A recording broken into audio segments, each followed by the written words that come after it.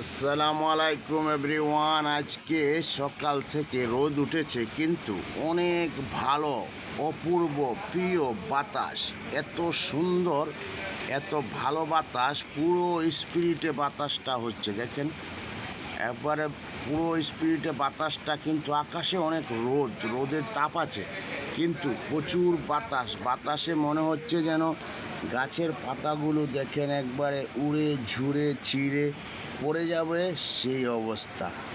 কত সুন্দর দেখেছেন। যাই হোক, সবাই ভালো থাকবেন, সবাইকে অনেক অনেক শুভেচ্ছা।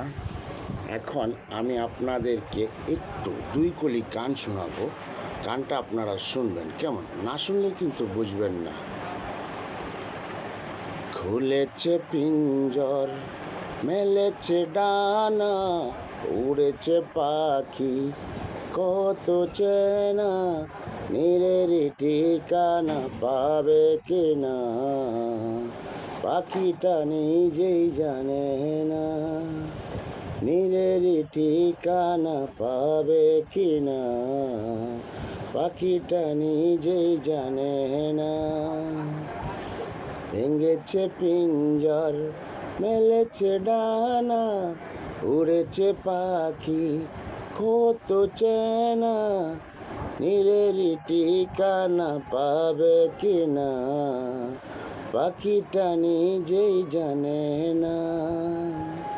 হঠাৎ যদি আসে বৈশাখী ঝড়, ভেঙে যাবে তার ছানা গোনা, পাখিটা নিজেই জানে না।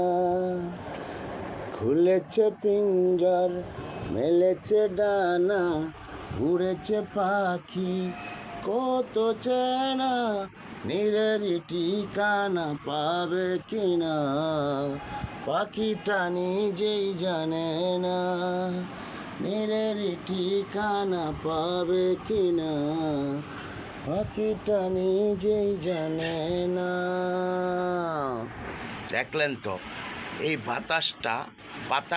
বাতাসটা গাছটা, সেটা আপনাদেরকে আগে আমি ধরে তুললাম, কারণ এই গাছ পাতা লতা সব কিছু দিয়ে কিন্তু এই গানের কলিটা।